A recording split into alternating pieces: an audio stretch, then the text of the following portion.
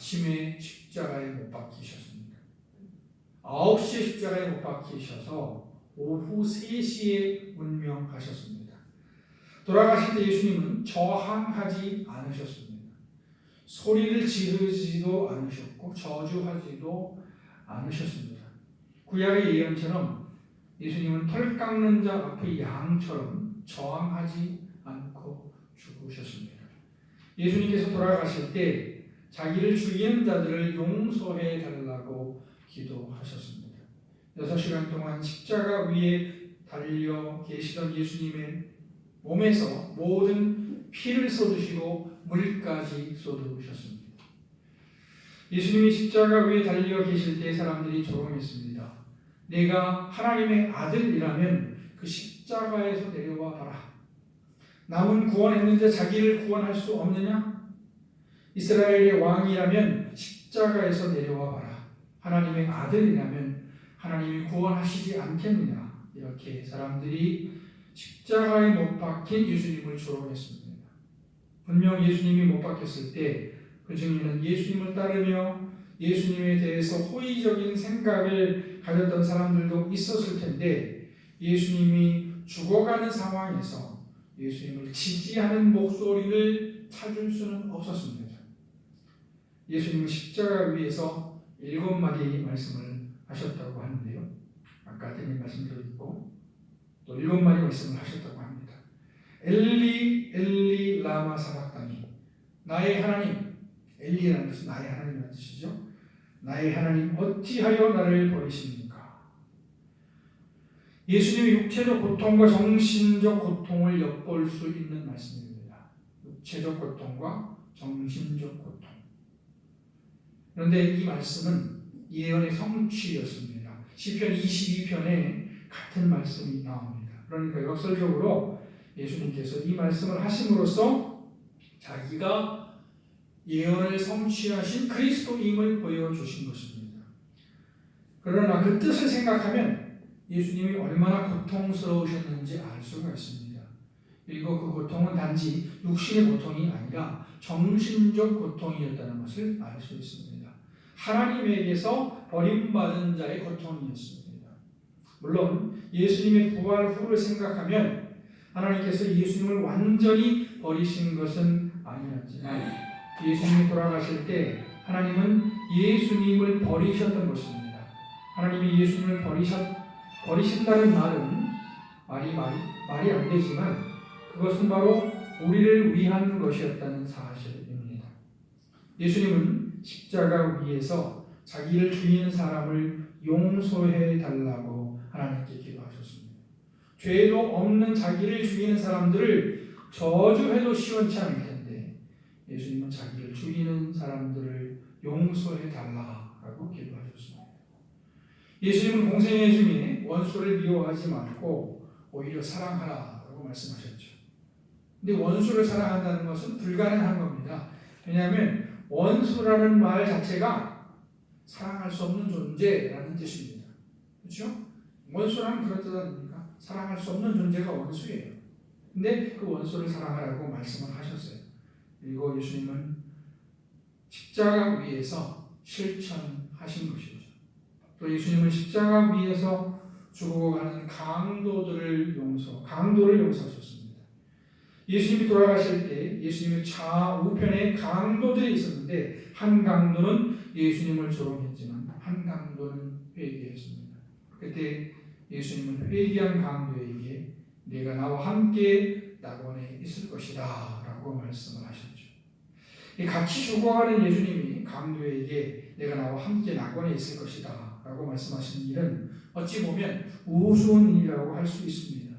그러나 이 말씀은 예수님께서 죄를 사할 수 있는 권세를 가진 분이라는 사실을 보여주는 것입니다. 예수님이 중풍병자를 고치실 때 하신 말씀을 우리는 다 기억하고 있습니다. 예수님은 중풍병자를 고치시기 전에 그의 죄를 용서해 주셨습니다. 소자야 내 죄의 사함을 받았느니라 라고 말씀하셨습니다. 그래서 사람들이 예수님께서 신성모독한다 라고 생각했죠. 그러나 예수님은 중풍병자를 고치심으로써 자기에게 죄를 사할 수 있는 권위가 있음을 보여주셨습니다. 십자가 위에서도 강도의 죄를 사할 수 있는 권세가 있다는 것을 보여주신 것이죠. 예수님이 십자가에 못 박혀 죽으신 것은 예수님에게 힘이 없어서가 아닙니다. 예수님이 십자가에 못 박혀 죽으신 것은 다만 하나님의 뜻을 이루기 위해서였습니다. 예수님은 하나님의 뜻을 이루기 위해서 죽음을 받아들이신 것이죠. 그러므로 하나님의 아들 예수님에게는 강도에게 내가 오늘 낙원에 나와 함께 있을 것이다 라고 말씀하실 수 있었던 것입니다. 예수님은 다 이루셨다 라고 말씀했습니다. 사람들은 죽음을 앞두고 자기가 죽으면 안 되는 이유를 생각하죠. 왜냐하면 내가 아직 다 할 일을 하지 못했기 때문이다. 자녀를 키우지 못했기 때문이다. 자녀를 시집 장가 보내지 못했기 때문이다. 등등의 이유를 생각합니다. 근데 예수님은 돌아가실 때 다 이루었다라고 말씀했어요. 예수님은 철저히 하나님의 말씀에 순종하는 삶을 사셨기 때문에 그래서 자기의 사명을 다 하셨다라고 선언하실 수 있었던 것이죠. 예수님께서 십자가 위에서 남기신 말씀 중에 매우 인간적인 말씀들도 찾아볼 수 있습니다. 즉 자기 어머니에게 하신 말씀이죠. 여자여 보소서 아들이니이다 하는 말씀과 보라 내 어머니라 하는 말씀입니다. 나중에 말씀은 제자에게 하신 말씀이죠. 공생애 중에 예수님의 어머니 마리아와 그의 형제들이 찾아왔을 때 예수님이 이렇게 말씀하셨죠. 누가 내 어머니고 내 형제고 내 자매냐? 하나님의 뜻대로 행하는 사람이 내 어머니고 내 형제고 내 자매다. 이렇게 말씀하셨습니다. 이 예수님의 말씀은 마치 혈육관계를 부정하시는 것처럼 보였습니다. 어느 정도는 초월하신 것을 말씀하신 것이기는 한데요. 그러나 예수님은 십자가 위에서 자기의 어머니를 찾으셨습니다. 자기 제자에게 어머니를 부탁했습니다. 인간 예수님의 면모를 찾아볼 수 있는 말씀이죠. 아버지여 내 영혼을 아버지 손에 부탁하나이다 라고 말씀했습니다. 예수님께서 마지막 숨을 거두시면서 하신 말씀 같습니다. 예수님은 평생 하나님을 의지하고 사셨습니다. 철저히 자기를 부인하셨습니다. 예수님께서 금식기도 하실 때도 자기를 부인하기 위한 것이었고 예수님께서 철야기도 하실 때도 자기를 부인하기 위한 것이었습니다. 그리고 부인하시는데 성공하셨죠. 그리고 마지막으로 숨을 거두시기 전에 자기 영혼을 하나님께 부탁드린 것입니다. 예수님이 십자가를 지실 수 있었던 것은 하나님 아버지 하나님의 선하심을 믿었기 때문입니다. 하나님의 뜻이 온전하심을 믿었기 때문입니다. 우리가 하나님을 믿는다고 할 때 그것은 하나님의 선하심을 믿는다는 것입니다. 혹시 우리가 어려움을 당하고 고난을 당한다 하더라도 하나님의 선하심과 온전하심을 인자하심을 믿는다는 것입니다. 우리가 은혜를 받게 되면 우리에게 문제가 있더라도 우리의 기도가 다 이루어지지 않는다고 하더라도 하나님으로 말미암아 기뻐할 수 있게 되죠. 그것은 하나님 자신으로 말미암아 기뻐하게 되는 것입니다. 예수님은 십자가에 못 박혀 죽으셨고 3일 동안 무덤에 계셨습니다. 그리고 3일째 되던 날 예수님의 무덤은 비어 있었습니다. 여자들이 예수님의 무덤을 찾았을 때 천사들은 여자들에게 예수님께서 부활하신 소식을 전했습니다. 그러나 천사들의 말을 그대로 믿을 수 없었습니다. 예수님의 무덤이 빈 것은 사실이었지만 예수님께서 부활하셨다는 사실을 믿을 수 없었습니다. 그러나 부활하신 예수님께서 여자들에게 친히 나타나셨습니다. 그리고 제자들에게도 이후에 나타나셨죠. 부활하신 예수님은 제자들과 계속 계시지는 않았지만 분명히 나타나셔서 자기를 보여주셨고 심지어는 식사도 같이 하셨습니다. 사실 제자들이나 여자들이나 예수님이 부활하실 것이라고 믿은 사람은 아무도 없었습니다. 그러나 예수님이 부활하셨을 때 예수님께서 하신 말씀을 기억하게 되었습니다. 예수님은 자기의 죽음을 예고하셨지만 동시에 부활하실 것이라고 예언하셨습니다. 그렇다면 예수님은 왜 다시 사셨습니까? 예수님이 부활하신 것은 두 가지 의미가 있습니다. 하나는 예수님이 하나님의 아들 그리스도라는 사실을 증명하셨다는 것입니다. 예수님이 살아 계실 때 예수님을 의심한 사람들은 예수님에게 증거를 요구를 했습니다. 내가 하나님의 아들이면 기적을 보여달라고 증거를 요구했습니다. 사실 재미있는 것은 예수님이 여러 증거를 보여주시고 따라서 많은 사람들이 따르고 하니까 이 예수님을 반대하는 사람들이 예수님에게 또 다른 증거를 요구를 한 거예요. 이미 보여주셨는데. 그런데 예수님이 이미 보여줬다라고 말씀을 하셨죠. 그리고 계속 요구를 하니까 또 말씀하시기를 요나의 증거밖에는 보여줄 게 없다라고 말씀했습니다. 즉 요나가 물고기 뱃속에 들어갔다가 3일 만에 나왔듯이 내가 죽었다가 3일 만에 부활할 것이다 라고 암시, 예고를 하셨죠. 긴 설명을 하지 않으셨지만 암시를 하셨습니다. 예수님이 죽은 자 가운데서 부활하심으로 예수님은 우리가 믿을 만한 분이라는 사실을 보여주셨습니다. 예나 지금이나 세상은 예수님을 의심합니다. 예수님이 살아계실 때도 사람들은 의심했습니다. 심지어 예수님이 있을 수 없는 기적을 베푸셨을 때도 의심했습니다. 그러나 예수님은 부활하심으로써 최후의 증거를 보여주셨습니다. 물론 여전히 예수님이 부활하셨을지라도 세상은 의심하지만 최소한 예수를 믿는 우리에게 예수님은 믿을 만한 분이라는 확실한 증거를 보여주신 것입니다. 예수님의 부활은 살아생전의 소망을 주고 우리의 살아생전의 소망을 주고 우리가 죽어서도 소망을 주는 사건입니다. 예수님은 생전에 수많은 문제들을 해결하셨습니다. 물론 예수님께서 세상의 모든 문제를 해결하신 것은 아니지만 인간적으로 도저히 해결할 수 없는 문제들을 해결하셨습니다.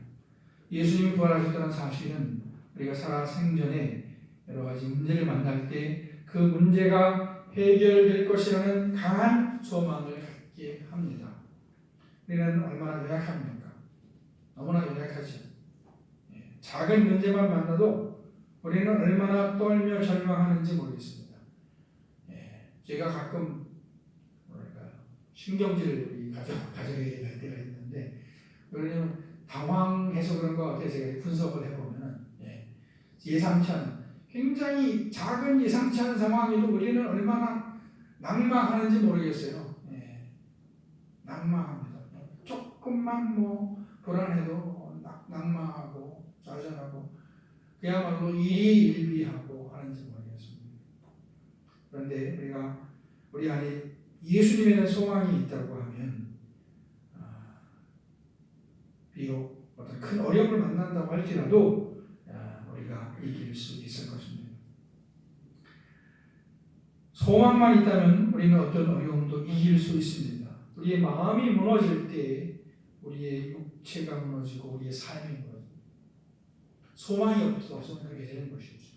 그러나 우리가 예수님의 부활을 기억한다면 죽음을 이기는 소망을 갖게 될 것입니다. 부활이 뭡니까? 죽어도 사는 거예요.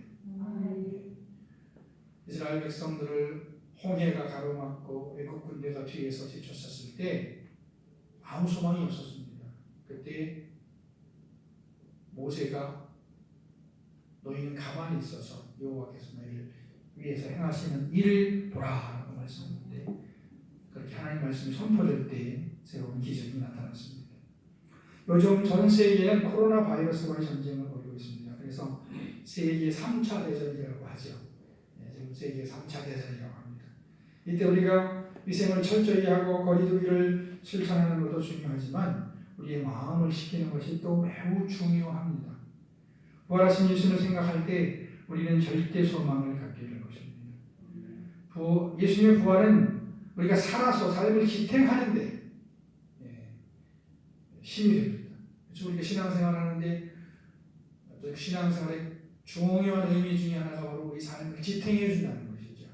그런데 우리가 죽은 후에도 부활은 우리에게 힘이 됩니다. 왜냐하면 부활은 죽어도 죽지 않는 것이기 때문입니다. 성경은 우리의 육신이 썩게 되면 우리가 죽음을 죽지 않을 몸을 입고 부활하게 될 것이라고 말씀합니다. 예수님은 영생을, 우리의 부활을 미리 보여주신 것이죠. 오늘은 우리 그리스도인들의 최대 명절인 부활절입니다. 부활절은 온천하에 예수님께서 하나님의 아들 그리스도이심을 선포하는 날입니다. 이 부활절이지만 이 바이러스 때문에 성찬식도 못하고 세례식도 못하는 상황입니다. 또 혹시 몰라서 못하고 또 불안해하는 분들이 있으니까 못합니다. 그렇다고 예수님께서 부활하신 사실이 사라지는 것은 아닙니다. 예수님은 우리의 영원한 소망이시고 우리의 힘이십니다. 비록 우리가 여러 가지로 어려운 가운데 있지만 예수님으로 말미암아 소망을 가집니다. 세상에는 여러 소리가 들려옵니다. 그러나 그 소리들은 우리 주 예수님이 곧 오실 것이라는 소망의 소리이기도 합니다.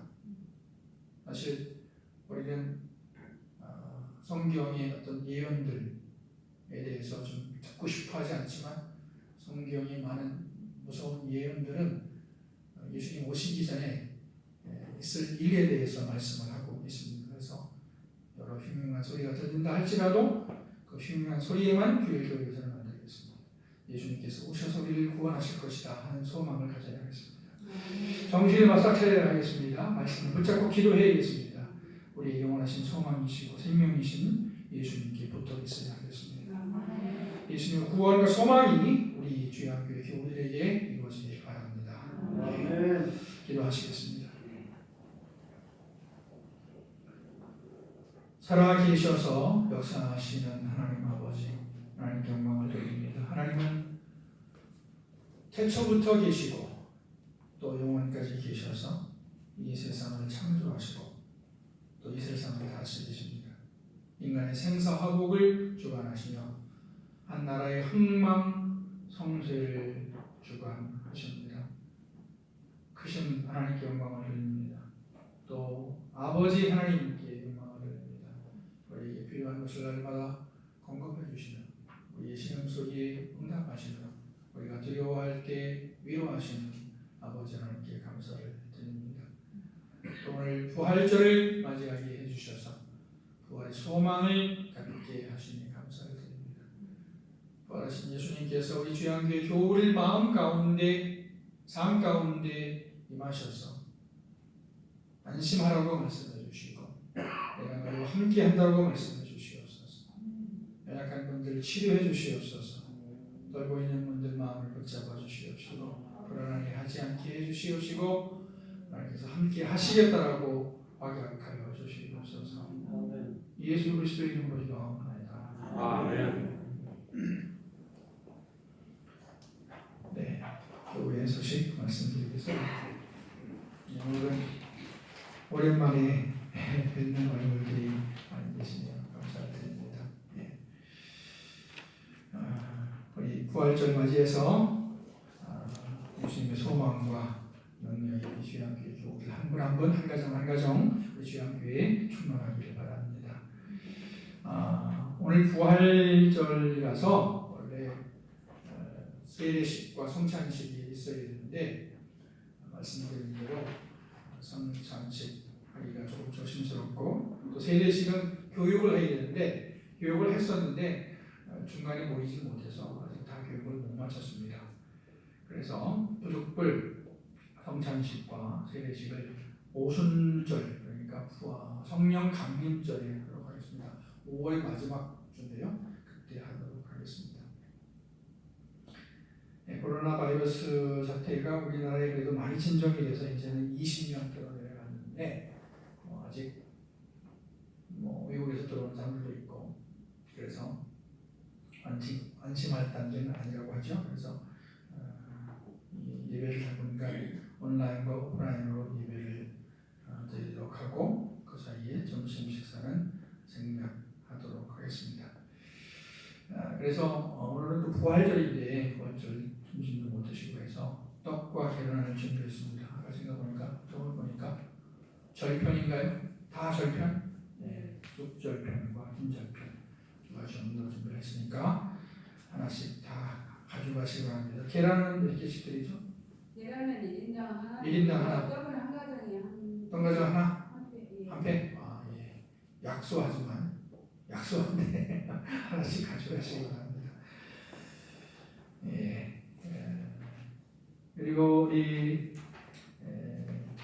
교우를 다 출입도 못 하시고 그럴 텐데 서로 기도하시고 또 구역장님들 뿐 아니라 우리 권사님들 특별히 이렇게 교우들에게 전화도 하셔서 안부도 좀 하셔서 서로 좀 소통을 좀 하시기 바랍니다. 예, 카톡도 하시고 전화도 하시고 구역장님들이나 권사님들 하셨죠? 예, 권사님들은 엄마들이니까 그렇게 해주시기 바랍니다. 예, 우리 찬송 50장 부르시면서 주변님을 드리겠습니다.